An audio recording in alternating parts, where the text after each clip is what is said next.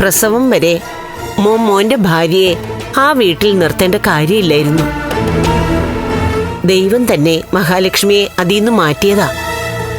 മോന്റെ കൂട്ടുകാരനും ഭാര്യയും ഈ നാട്ടിലെത്തിയത് തന്നെ ഒരു ദൈവ നിയോഗമായിരുന്നു. എന്നാ പിന്നെ പ്രസവം വരെ അവർക്കൊപ്പം തന്നെ ആ മോളെ വിട്ടാ പോരായിരുന്നു. അല്ലെങ്കിൽ പിന്നെ ആ മോൾ അവിടെ ഉള്ളപ്പോ മോനും അവിടെ ഉണ്ടാവണമായിരുന്നു. നിങ്ങൾ ഒന്നിച്ചില്ലെങ്കിൽ ആ കുഞ്ഞിനും അമ്മയ്ക്കും അപകടമാ. പ്രാർത്ഥിക്കണം, മനസ്സുരുകി. അത് പിന്നെ എന്നോട് പ്രത്യേകം പറയേണ്ട കാര്യമുണ്ടോ മോനെ? മോൻ പൊയ്ക്കോ.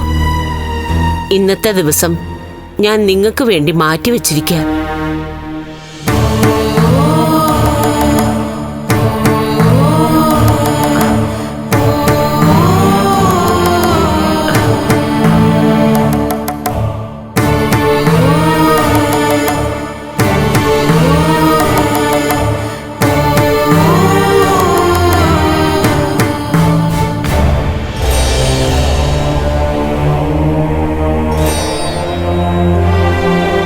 ഒന്നും രണ്ടും ദിവസം കൊണ്ട് അവസാനിക്കുന്നതല്ല നിങ്ങളുടെ ദാമ്പത്യം. അതൊരു ദീർഘപ്പൊരുത്തമാണ്. പക്ഷേ കുഞ്ഞിന്റെ ജനനമാണ് എന്നെയും ആശങ്കപ്പെടുത്തുന്നത്. കുഞ്ഞില്ലെങ്കിൽ പിന്നെ മഹിയില്ലല്ലോ. ഞാനും അറിയാം. അതറിഞ്ഞുകൊണ്ടാണ് ഞാൻ ഇന്ന് ധ്യാനത്തോടെ ഇവിടെ ഇരിക്കാൻ പോകുന്നത്. മോൻ ചെല്ല്. ആ മോള് കണ്ണു തുറക്കുമ്പോഴൊക്കെ മോൻ അടുത്തു വേണം. ശരിയമ്മേ.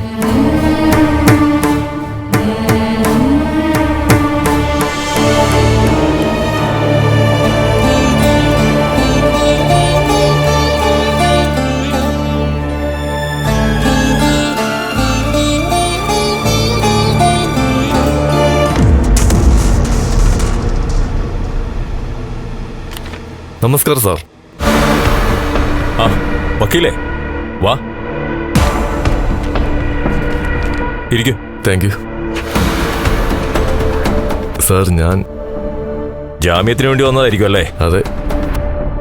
ഒരു കാരണവശാലും പറ്റില്ല വക്കീലേ. കേസിന്റെ കിടപ്പ് അങ്ങനെയാ. എല്ലാം അറിഞ്ഞു കാണുമല്ലോ. പിന്നെ നാളെ കോടതിയിലെത്തുമ്പോ എന്താണെന്ന് വെച്ചാൽ ആയിക്കോ.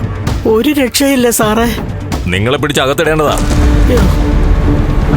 നേരത്തെ മോന്റെ ഒപ്പം ഇവരും ലോകപ്പിനകത്ത് വന്ന് കിടന്നതാ. ഇവർക്ക് വേണ്ടി വക്കാലത്ത് പറയാൻ എന്തിനാ വക്കീൽ സാറേ സാറ് നടക്കുന്നത്? അത് ഞങ്ങളുടെ ഡ്യൂട്ടിയല്ലേ. എന്നാലും എല്ലാത്തിനും ഒരു മര്യാദയില്ലേ? ഇവരുടെ മോനെ മാത്രമല്ല, ദേ ഇവളെയും പിടിച്ച് അകത്തിടേണ്ടതാ. എന്തുവാടി നീ ചെയ്തത്? പാവപ്പെട്ടൊരു പെങ്കൊച്ചിനെ സ്റ്റെപ്പിൽ തള്ളി താഴെ ഇട്ടല്ലേ? അത് നിന്റെ ചേച്ചിയല്ലേടി? സാറ് ഞങ്ങളുടെ ചരിത്രം അറിയാതെയാണ് സംസാരിക്കുന്നത്. ചരിത്രവും ഭൂമിശാസ്ത്രവും ഒന്നും എനിക്കറിയണ്ട. നിങ്ങളും നിങ്ങളുടെ മോനും ഇവളും പക്കാ ക്രിമിനലുകളായതുകൊണ്ട് നിങ്ങൾ മൂന്നും അകത്ത് കിടക്കേണ്ടതാ. എന്നോ നടന്നൊരു അപകടമാ. അതിന് വ്യക്തമായ തെളിവൊന്നുമില്ല. ആര് പറഞ്ഞു തെളിവില്ലെന്ന്? ഇപ്പൊ ഹോസ്പിറ്റലിൽ ക്രിട്ടിക്കലിൽ കിടക്കുന്ന മഹാലക്ഷ്മി ഉണ്ടല്ലോ, അവർ തന്നെയാണ് അതിനുള്ള ഏറ്റവും വലിയ തെളിവ്. അന്ന് 5 വയസ്സുള്ള ആ കുട്ടി എല്ലാത്തിനും സാക്ഷിയാ. 5 വയസ്സ് പ്രായമുള്ള ഒരു കുട്ടി പറയുന്നത് 100% വിശ്വസിക്കണോ സാറേ? പിന്നെ എന്താണ് വിശ്വസിക്കേണ്ടത്?